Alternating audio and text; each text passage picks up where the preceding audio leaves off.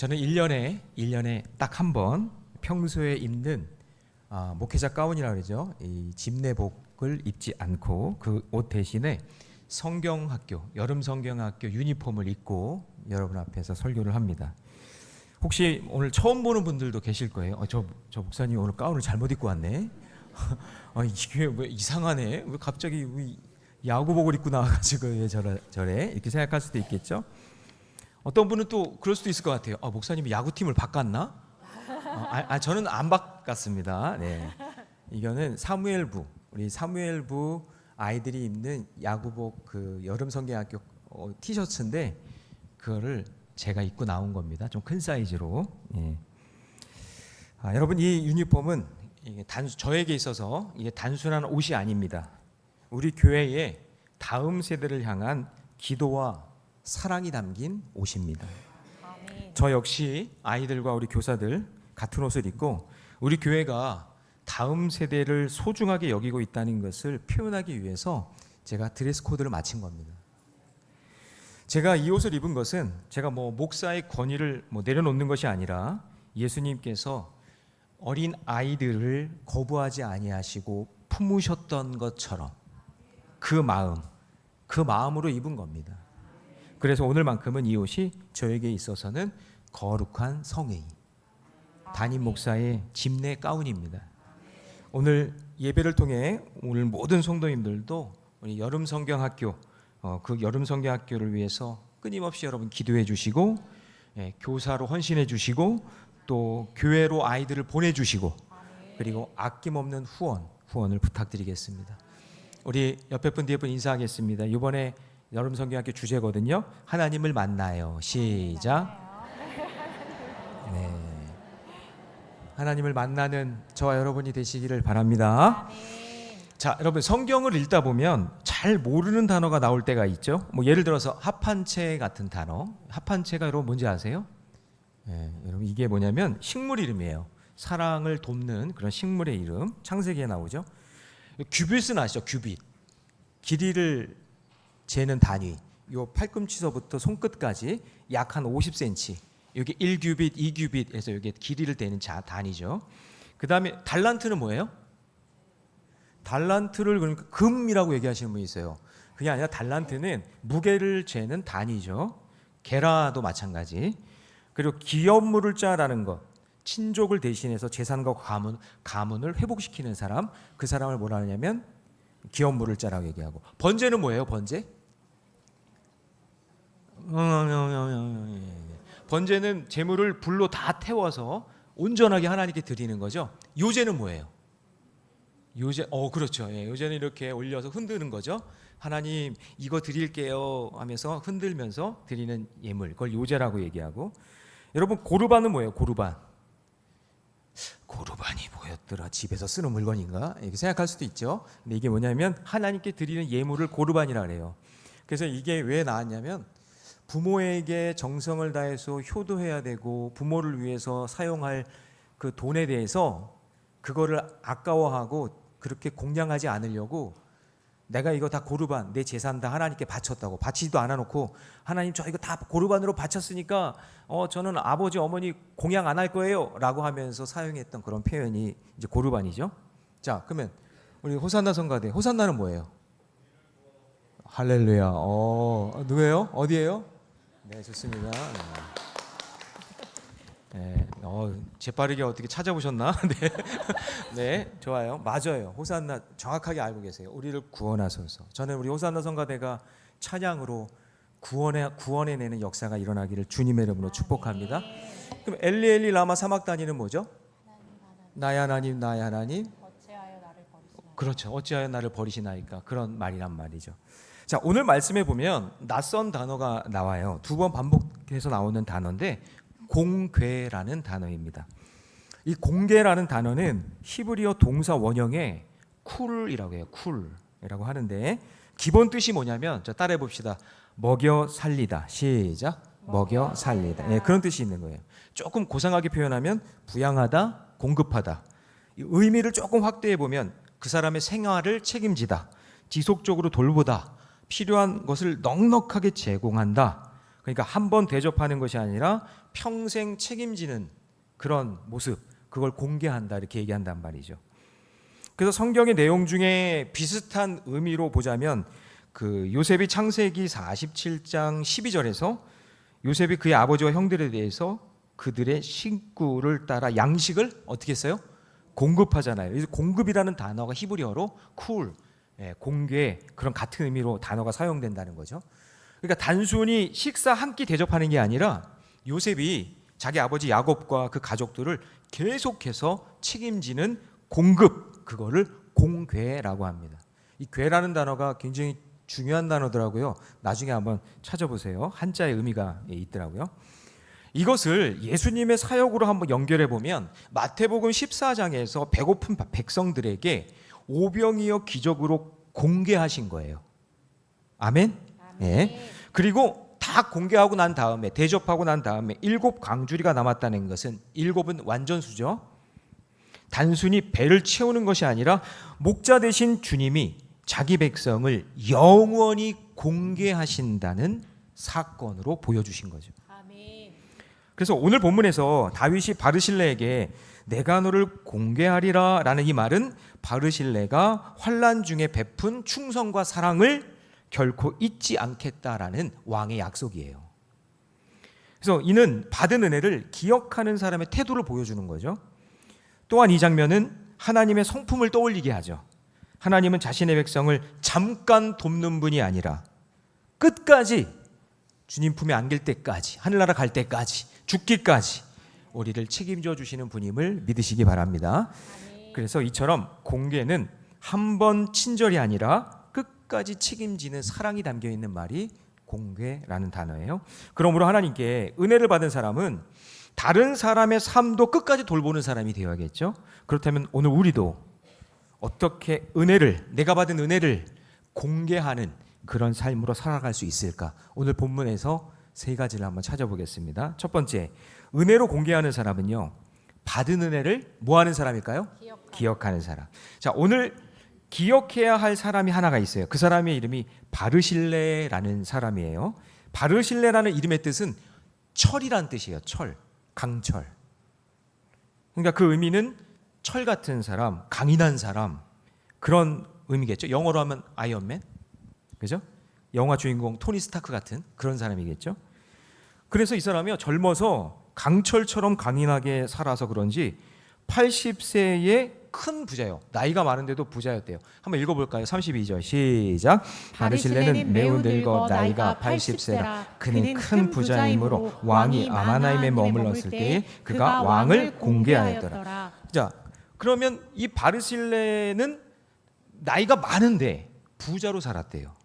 그러니까 여러분, 이 사람의 장점이 장수했다, 돈 많다, 그게 아니라 이 사람은 오래 살면서 하나님의 은혜로 하나님이 주신 그 재물을 어떻게 사용했느냐, 이게 이 사람의 장점이 되겠죠. 자, 압살롬의 반역으로 인해서 다윗이 모든 것을 잃고 광야로 도망갈 때 바르실레와 몇몇 사람들이 침상과 음식과 양식과 필요한 물품들을 아낌없이 공급해 줍니다. 그게 이제 17장 앞부분에서 나오죠. 거기 보면 29장의 그 뒷부분에 보면 다윗과 그와 함께한 백성에게 먹게 하였으니 이는 그들 생각에 백성이 들에서 시장하고 고나고 목마르겠다 함이라. 그러니까 그들의 배고픔을 채워주고, 그러니까 계속해서 도망자 신세인데 공개해줬다라는 그런 의미겠죠. 근데 사실 여러분, 지금 다윗이 왕의 자리에서 쫓겨나서 언제 죽을지 모르는 상황이잖아요. 압살롬이 추격하니까. 게다가 이 바르실레가 다윗을 도와줬다라는 소문이 압살롬에게 들리면 어떻게 될까요? 바르실레 이런 괘씸한 놈 죽일 수도 있잖아요. 그럼에도 불구하고 이 바르실레는 어떤 계산하거나 보상을 바라지 않고 공개했다. 왕의 자리에 있을 때나 쫓기는 신세일 때나 변함없이, 할렐루야, 아멘. 변함없이 다윗을 섬겼다. 왜일까요? 생각해보면 아마도 자기 인생 80살까지 살면서 여기까지 인도해 주신 하나님의 은혜를 잊지 않았던 거죠. 아멘. 그래서 하나님의 은혜를 깊이 경험한 사람의 특징이 뭐냐? 그거는 자기가 받은 은혜를 또 누군가에게 흘려 보내는 인생인 거예요. 아멘. 여러분 다윗도 오늘 33절에 보시면 전쟁이 끝난 후에 예루살렘으로 함께 가서 그동안 바르실레에게 받은 그 은혜, 공개함, 그거를 바르실레에게 다시 공개해 주겠다고 얘기한단 말이죠. 자, 33절 같이 읽습니다. 시작. 왕이 바르실레에게 이르되 나는 너와 함께 건너가자. 예루살렘에서 내가 너를 공개하리라. 그러니까 바르실레가 그렇게 다윗을 위해서 공개했으니까 나도 너에게 받은 만큼 이제 평생 내가 너를 책임져 주겠다, 이런 거죠. 여러분, 세상은 은혜를 쉽게 잃어버리잖아요. 때로는 가족도 은혜를 잊어버릴 때가 있어요. 멀리 찾을 것도 없어요. 여러분, 다윗의 아들들 보세요. 1, 2, 3, 4 전부 다 아버지의 그 은혜와 그 사랑을 몰라요. 어떻게 하면 죄 지을까 이런 것만 생각하다가 망하고 죽고. 그리고 충성을 맹세했던 다윗의 부하들 중에도 보면 다윗을 배신하잖아요. 그러나 이 다윗이 바르실레를 기억한 것처럼 오늘 이 바르실레를 이 본문에 하나님께서 등장하게 하신 것은 하나님은 신실하게 헌신한 자를 결코 잊지 아니하시고 다시 나에게 그 은혜를, 내가 했던 그 공개를 다시 나에게 베풀어 주신다라는 것이죠. 상황이 좋을 때나 어려울 때나 한결같은 생명을 살리기 위한 섬김으로 그 공개가, 내가 이렇게 섬겼던 그 공개가 그것이 거기서 머무는 게 아니라 이 사람에게도 다시 흘러가서 선순환이 되고 있는 모습을 보게 되는 것입니다. 여러분, 제가 어느 날 깨달은 것이 있는데, 우리가 생각하는 은혜와 성경이 말하는 은혜가 좀 다르다는 것을 깨달았어요. 예전에 보면 성도님들도 보면 건강해야 은혜고 상황이 좋아야 은혜고 내가 생각하는 결과와 같아야 은혜라고 생각했는데, 여러분 성경을 한번 자세히 보면 건강하지 않아도, 상황이 좀 좋지 않아도, 내가 생각하는 결과와 달라도 얼마든지 성경은 뭐라고 얘기하냐면 그것을 은혜라고 이야기하고 있다는 거죠. 예를 들어 사도 바울이 그가 은혜라는 말을 제일 많이 사용하잖아요. 은혜로다, 은혜로다, 은혜 위에 은혜로다. 계속해서 은혜를 노래했던 그 장소가 어디였냐면 빌립보 감옥이에요. 빌립보 감옥. 우리가 가지고 있는 은혜의 관점으로 보면 바울은 억울한 인생이에요. 감옥에 갇혔으니까 망한 인생이에요. 가시밭길 걷는 인생인데, 그런데 바울을 감옥에서 은혜의 찬양을 부르고 있어요. 아마 이런 찬양을 불렀겠죠. 아, 하나님의 은혜, 아, 하나님의 은혜, 있을 데 없는 자 하나님이 구속해 주셨네. 지금까지 지내온 것 주의 크신 은혜라고 아마 그 감옥에서 이 찬양은 아니었겠지만 하여튼 그런 찬양을 불렀겠죠. 근데 바울이 이렇게 하나님의 은혜를 찬양할 수밖에 없었던 이유, 그 빌립보서 1장 29절에 그리스도를 위하여 너희에게 은혜를 주신 것은, 이게 뭐예요? 바울이 깨달은 은혜는 내가 노후가 잘 준비되어서 은혜로운 게 아니라, 지평수가 크고 좋은 차를 타고 다녀서 은혜가 아니라, 먹고 사는데 어려움이 없어서 은혜가 아니라, 물론 그것도 세상 사람들과 볼 때 은혜라고 얘기할 수 있겠지만 사도 바울이 말하는 은혜의 고백 속에는 이런 말이 한 문장도 없어요. 바울이 감옥에서도 찬양하는 하나님의 은혜는 이 보잘것없는 나를 구원해 주신 예수 그리스도, 그분만이 나의 은혜라고 고백하는 거예요. 그 고백이에요. 그래서 우리가 이 부분을 확실히 믿고 고백할 수 있다면 그 하나님의 은혜는 지금도 우리에게 계속되는 줄로 믿습니다. 그 사울왕이 여러분 죽었을 때, 사울왕 죽었을 때 조금 이제 사무엘하 우리 앞부분으로 가면 기르앗 야베스라는 사람들이 베냐민 지파, 이 사람은 기르앗 야베스 지파 사람들은 베냐민 지파 사람들도 아닌데 사울과 죽은 아들들을 장례를 치러준단 말이에요. 원래는 자기 지파 사람들이 가서 해줘야 되잖아요. 사울 왕은 베냐민 지파니까 베냐민 지파 사람들이 가서 그 장례를 치러야 되는데, 그런 사람들은 꼼짝도 안 하고 있는데 기르앗 야베스 사람들이 가서 사울 왕과 그 아들들을 장례를 치러준단 말이에요. 자, 이게 여러분 어떤 일이 배경이 있었냐면 벌써 40년 전에, 그러니까 시간이 한참 지나서 이 기르앗 야베스 사람들의 할아버지 때, 아버지 때에 사울에게 받은 은혜를 기억하는 사람들이, 그것이 40년 지났으니까 한 세대 두 세대는 지났겠죠. 근데 그 얘기를 들었던 거예요. 야, 그때 사울 왕이 우리 기르앗 야베스에 전쟁이 났을 때 우리 다 죽을 뻔했는데 와서 도와줬어. 그 은혜를 기억하고 있다가 그 은혜를 기억한 것을 가지고 목숨 걸고 이미 죽었고 대세는 다윗에게 다 기울어져 있는 상황이에요. 괜히 다윗에게 미움받을 필요가 없잖아요. 그런데 베냐민 지파도 가만히 있는데 40년 전에 은혜를 기억하고 그 은혜를 갚겠다고 목숨 걸고 적군의 성벽에 가서 그 사울의 시신을 거둬다가 장례를 치러준다는 거죠. 자, 한번 그 말씀을 한번 볼까요? 사무엘하 2장 5절인데 제가 이 5절을 읽어볼게요. 너희가 이 은혜를 너희 주 사울에게 베풀어 그를 장사하였으니 이제 여호와께 복을 받을지어다. 6절은 여러분이요. 다 같이 시작. 너희가 이 일을 하였으니 여호와께서 은혜와 진리로 너희에게 베푸시기를 원하고 나도 이 선한 일을 너희에게 갚으리니. 자, 여러분 보세요. 여러분, 은혜는 사라지지 않아요.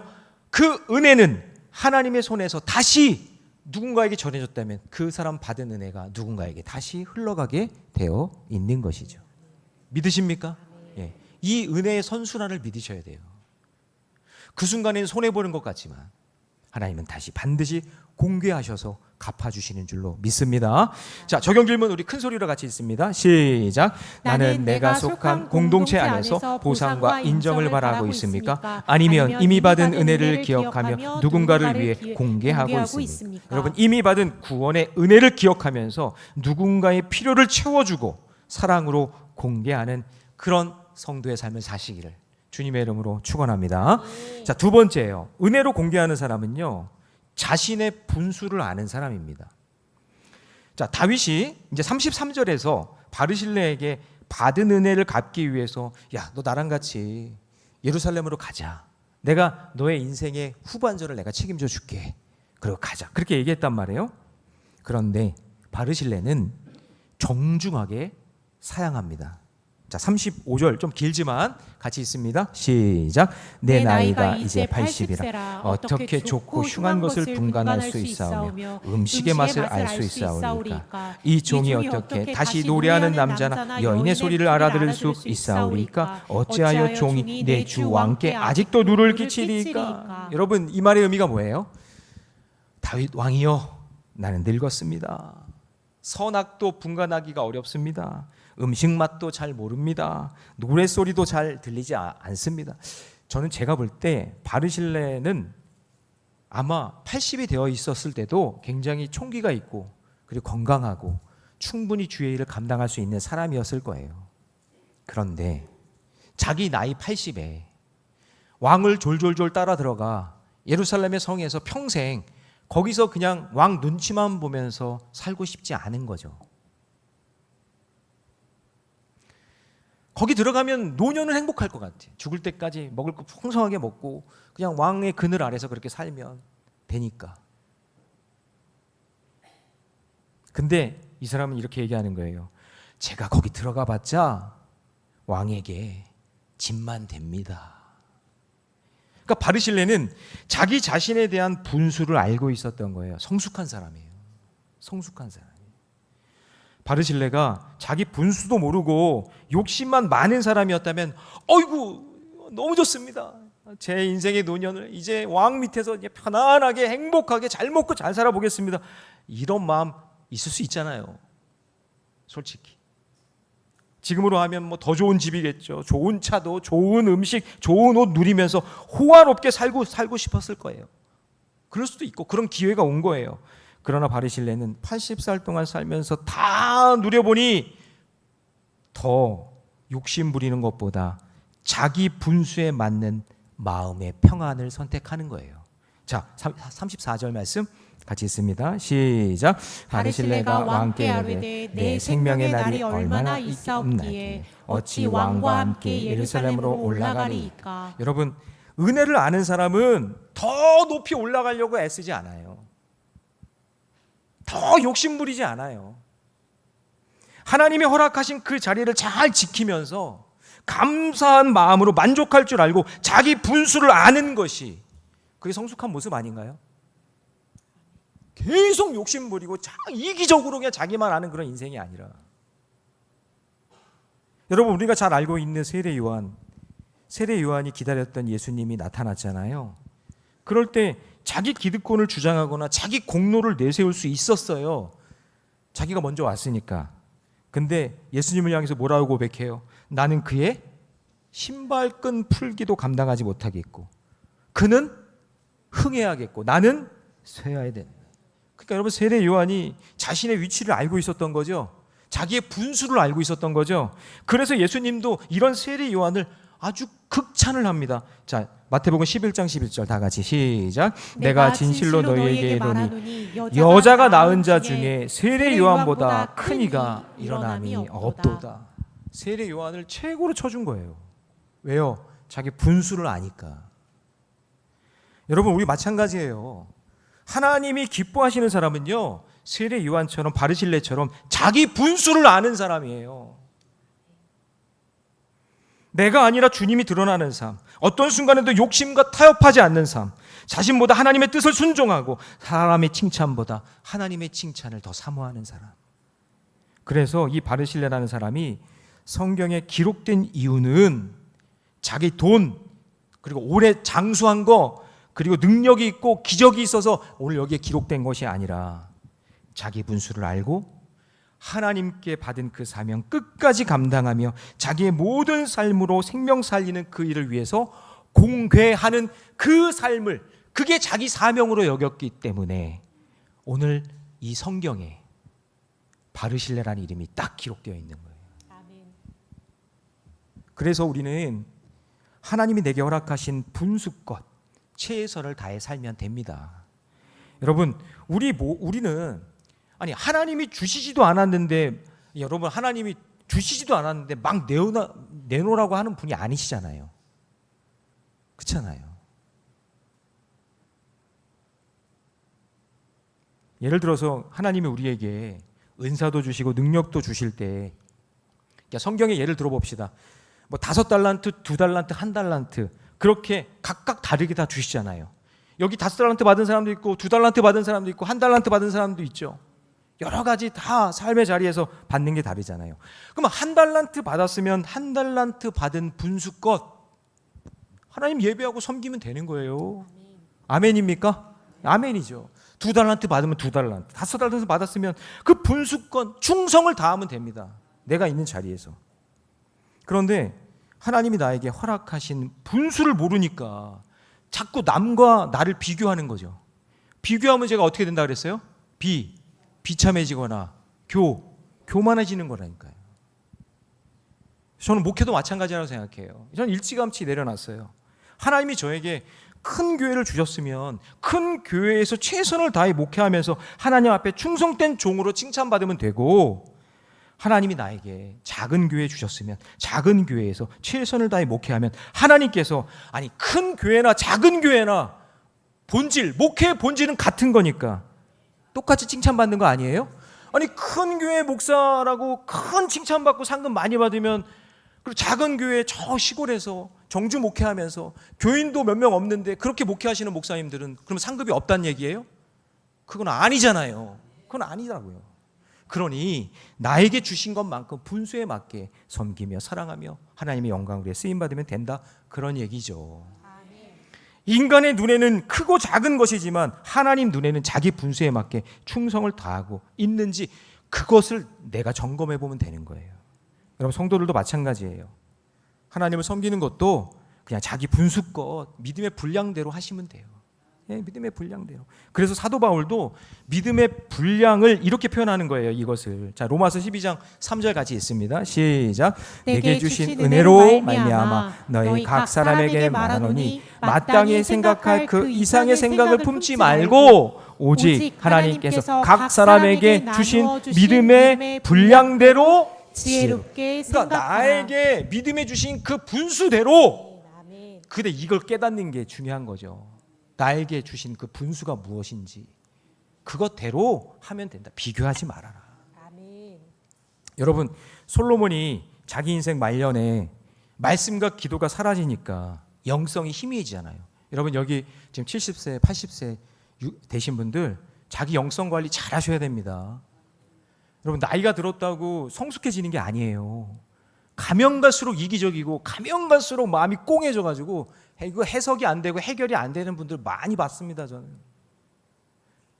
바르실레가 80인데 여러분, 우리의 인생의 길도 이 솔로몬이요, 처음에는 하나님이 총기를 주셔가지고 하나님 그 받은 은혜 있잖아요, 듣는 마음을 주셔가지고 지혜롭게 잘 하다가 갑자기 나이 듣고 영토가 넓어지고 여유가 생기고 왕의 자리에서 막 우쭈쭈 해주고 막 박수 쳐주고 막 그러니까 정략 결혼해서 부인이 1000명이나 되고 성전을 지었는데 백성들에게 막 고역을 시키고 자기 분수도 모르고 지나친 욕심 부리다가 나라가 분열되고 우상 숭배가 시작되고 북이스라엘은 아수르에게, 남유다는 바벨론에게 망하게 된 시작이 누구냐? 솔로몬이에요. 우리 솔로몬 하면 지혜롭다 그러는데 솔로몬이 시작이에요. 그러므로 여러분, 참된 겸손은 자신을 과소평가하는 것이 아니라 하나님 앞에서 자신의 분수를 아는 겁니다. 예. 분수를 아는 사람은 남과 비교하지 않고 하나님 앞에서 자신의 사명을 발견하게 될 줄 믿습니다. 자, 우리 적용 질문 큰 소리로 읽습니다. 시작. 나는 분수에 따라 살고 있습니까? 욕심을 따라 살고 있습니까? 아니면 하나님이 허락하신 자리에서 감사하며 공개하고 있습니까? 예, 하나님께서 허락하신 자리에서 감사함으로 섬기시고 내가 할 수 있는 내 영역이 있다면, 나에게 주신 그 달란트가 있다면 그것을 가지고 하나님께 영광 돌리며 사시기 바라고, 혹시 나보다 못하거나 나보다 부족한 사람이 자기 자신을 가지고 분수껏 최선을 다하려고 하는데 손가락질하거나 비교하지 마시고, 죄 짓는 겁니다. 하나님께 도리어 그를 위로해주고 함께 할 수 있는 은혜의 공동체가 되시기를 주님의 이름으로 축원합니다. 그리고 여러분, 절대 나이 많다고 나이 들었다고 교만하지 마십시오. 언제나 겸손한 마음으로 감당할 때 바르실레와 같이 쓰임받게 될 줄로 믿습니다. 자, 마지막 세 번째요. 은혜로 공개하는 사람은요, 다음 세대를 세우는 사람이에요. 자, 바르실레는 자신의 누릴 형통함보다, 자, 여기서 후손이 나와요. 그 후손이 이름이 뭐냐면 김함이에요. 이걸 놓고 우리 가정 묵상하다가 가정 예배 드리는데, 아빠, 성경에도 한국 사람이 나와요? 그렇더라고요. 여기는 어디 김씨예요? 이렇게 물어보는, 예, 우리 아이가 있었어요. 여기 있어요, 여기. 네. 여기 있어요. 네. 아니, 웃기려고 한 얘기일 것 같은데, 네, 저도 너무나 황당해서 웃음이 너무나 황당했어요. 네. 여기서 김함은 원래 이게 히브리 말로 갈망하는 자, 그런 의미가 있어요. 자, 근데 그 후손 바르실레는 자기가 다윗을 따라가겠다고 얘기 안 하고 이 김함을 추천해요. 자, 우리 37절 같이 한번 읽어봅니다. 시작. 청하건대 당신의 종을 돌려보내옵소서. 내가 내 고향 부모의 묘 곁에서 죽으려 하나이다. 그러나 왕의 종 김함이 여기 있사오니 청하건대 그가 내 주 왕과 함께 건너가게 하시고 왕의 처분대로 그에게 베푸소서 하니라. 그러니까 바르실레는 다윗에게 나는 괜찮으니까, 나는 지금 내 상황과 분수를 내가 아니까 지금 다음 세대인 이 김함, 여기 학자들에 의해서 뭐 아들이다, 뭐 후손이다 이렇게 다 다르지만 어쨌든 다음 세대는 맞죠. 다음 세대인 이 김함에게 공개를 베풀어 줄 것을 요청하는 거죠. 이게 정말 아름다운 장면이에요. 진짜 아름다운 장면. 대부분 자신이 더 받으려고 하잖아요. 욕심이 끝이 없으니까. 그러나 여러분, 이 바르실레는 하나님의 통치하심과 하나님의 은혜가 자기 후손인 김함, 다음 세대로 흘러가길 원했다는 거죠. 아멘. 자, 그 마음이 다윗이 이제 아는 거죠. 이야, 진짜 기특하다. 이런 마음으로 뭐라고 얘기하냐? 38절 같이 했습니다. 시작. 왕이 대답하되 김함이 나와 함께 건너가리니 나는 내가 좋아하는 대로 그에게 베풀겠고 또 내가 내게 구하는 것은 다 너를 위하여 시행하리라 하니라. 자, 이것이 공동체 안에 거하는 어른의 믿음이에요. 이게 어른의 믿음이에요. 이게 공동체 안에서. 그러니까 여러분, 여기 38절 뒷부분에서 네가 내게 구하는 것은 다 너를 위하여 시행하리라. 이 말이 뭐예요? 다윗 왕이 바르실레를 위해 김함에게 시행하겠다, 그런 얘기죠. 그러니까 누구의 믿음을 본 거예요? 바르실레의 믿음을 본 거예요. 교회에 이런 어른들이 많아졌으면 좋겠어요. 아멘. 우리 교회는 많지만 더 많아졌으면 좋겠어요. 결국 여러분 다음 세대를 세우면요, 그 복이 바르실레에게 가는 거예요. 그 복이. 그렇다면 우리 교회가 다음 세대를 위해 투자하고 전도하고 헌신하면 그 복이 오늘 여기 있는 기성세대들에게 그 복이 돌아올 줄로 믿습니다. 그러므로 내가 받은 은혜는 내가 붙잡고 있는 것이 아니라 계속해서 흘려보내는 거예요. 우리는 여러분 사도 바울의 업적을 귀하게 여기죠, 신약 성경에서. 그런데 사도 바울이 있기까지 스데반의 순교가 있었어요. 그렇죠? 공개함이에요. 아나니아의 헌신이 있었어요. 그것도 공개함이에요. 바나바의 동역이 있었어요. 그것도 공개함이에요. 이 모든 이 공개함이 그것을 통해서 누가 세워진 거예요? 사도 바울이 세워지고 그 사도 바울을 통해 다음 세대 아멘 좀 해보세요. 다음 세대 계속해서 흘러가는 은혜를 경험하게 된 거예요. 믿으십니까? 네.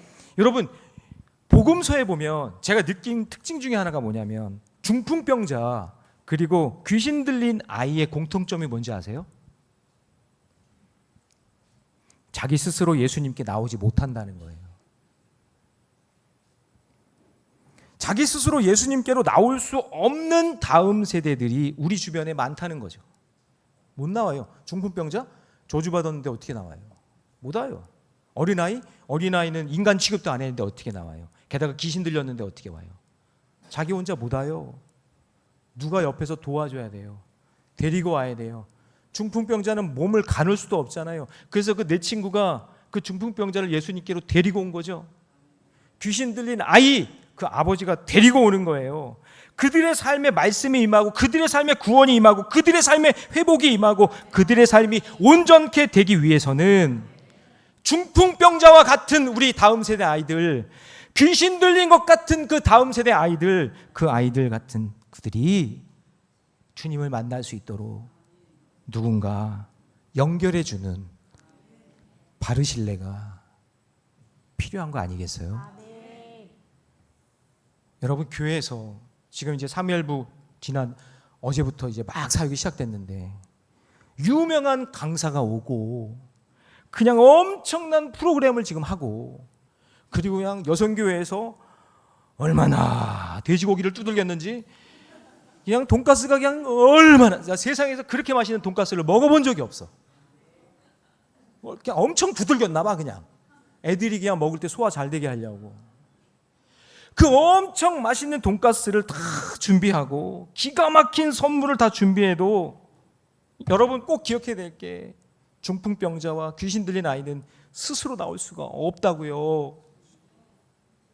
그 많은 걸 준비해 놔도 예수님이 마을에 나타났다는 소식을 들어도 귀신의 계략에 사로잡히고 이 시대의 문화에 사로잡혀서 지금 자기가 죽어가는지도 모르고 어디로 가야 될지도 모른 채 예수님께로 나아갈 열정조차 없는 우리의 자녀 세대, 우리의 다음 세대를 예수님께로 나오게 연결시켜줄 바르실레가 여러분이 되어주시기 바랍니다. 여러분은 여러분의 자녀와 손주들 어떻게 생각하세요? 여러분 물어볼게요. 여러분의 자녀와 손주들이 10년 후 20년 뒤에 교회 안 다니고 믿음의 길에서 떠나기를 원하시는 분 손 들어보세요.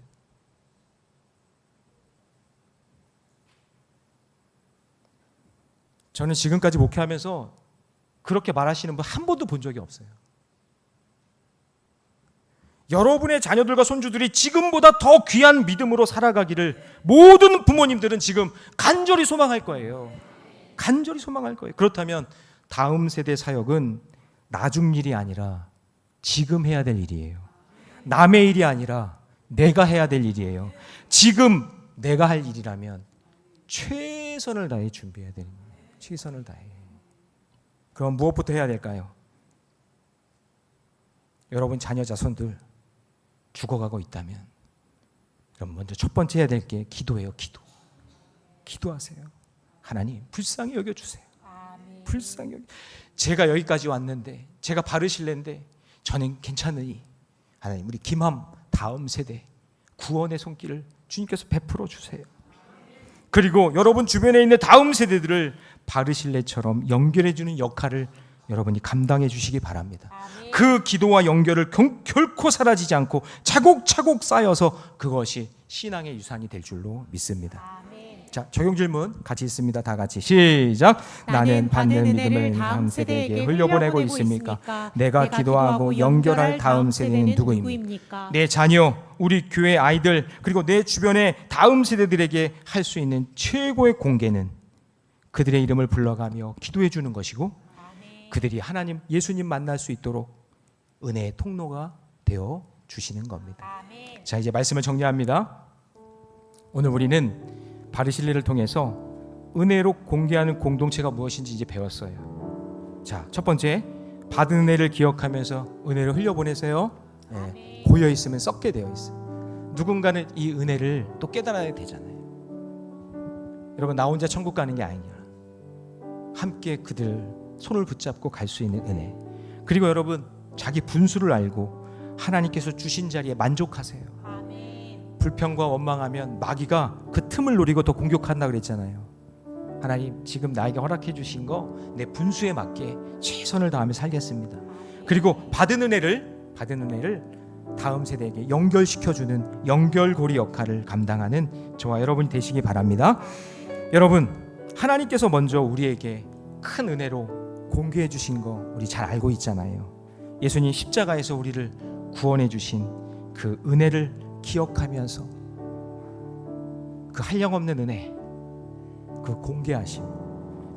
공개하심을 기억하면서 믿음의 길 걸어가시고, 여러분의 가정에, 우리 교회에, 이웃에게, 다음 세대에게 그 공개하는 그 은혜가 계속해서 흘러갈 수 있기를 주님의 이름으로 축원합니다.